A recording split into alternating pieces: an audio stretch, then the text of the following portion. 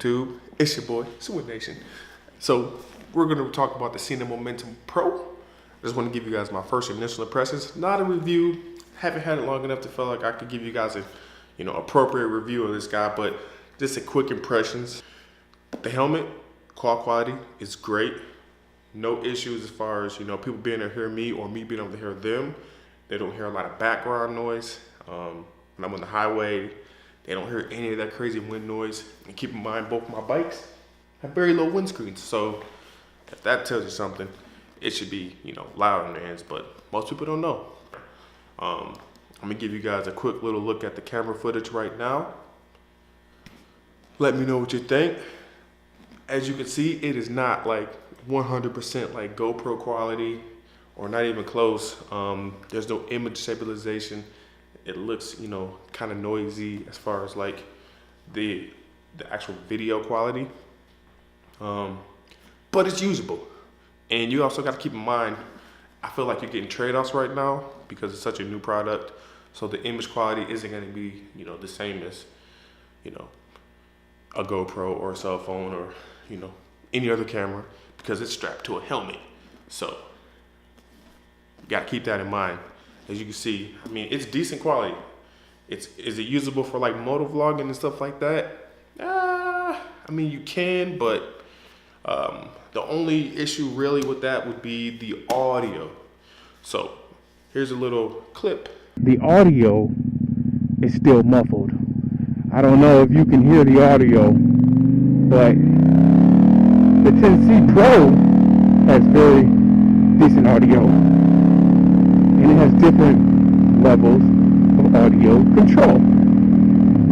But the Sena Momentum Pro, there's no way to adjust the audio because it's too high and it's clipping, and for some reason it's muffled. Not sure why, but hey, it is what it is.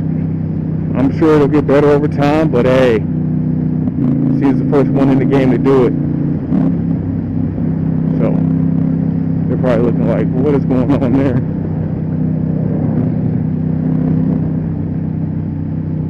And it sounds like you're kind of talking to a pill a little bit. I don't know if that's just technology that Sena has to tweak a little bit because we're only on software version 1.0. There's been no updates. So once an update is available, I feel like hopefully Sena will address that audio issue. Is it a big, deal breaker for me? No, not right now, because like I say, it's new, and primarily my use for this right now is just recording scenery when I don't feel like strapping a huge GoPro to my face or to my bike.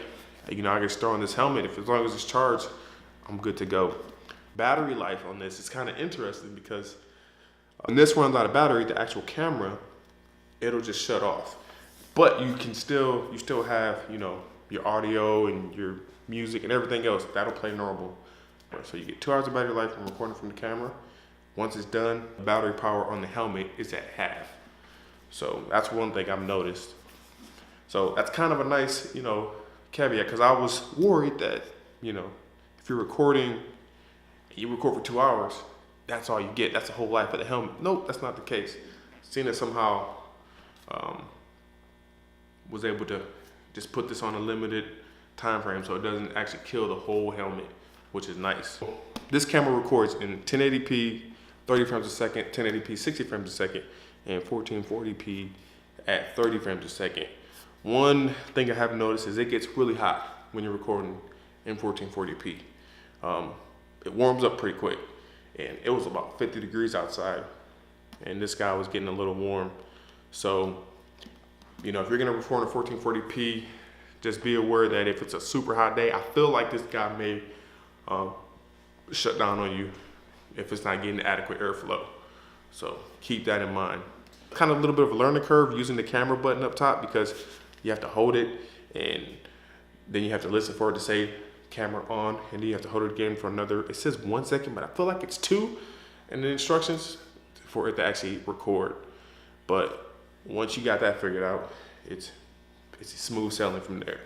The camera angle, I don't know if you noticed when I'm recording, it just seems it's a little high, like it's over you, like a GoPro would be.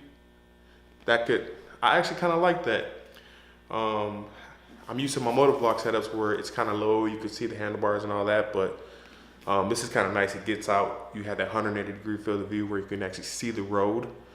So, like I said, this is gonna be a great traffic cam for yourself. So if something crazy happens, you'll have it right here recorded. That's the big plus I see to this helmet. It's a very quiet helmet too, as far as when you're riding. That's why I say I don't really notice much from the INC, because it's already pretty initially quiet compared to like my Shoei and my Arai helmets, and I even have a Scorpion helmet. It's pretty quiet. I feel like most of the quietness is because it has very little airflow. You only have 2 vents for airflow, so you will get a little toasty in this helmet. But hey, I just wanted to give you guys just a quick initial impressions, have you look at some footage from this guy, because you know this is why you're gonna buy this helmet. I'll get into a more in-depth review going over the functions, how to use the camera, my likes and dislikes. There's some, and hey, let me know what you guys want to see on the review. Don't forget to hit that like button, comment, subscribe. Hey, and I'm gonna catch y'all in the next one. Peace.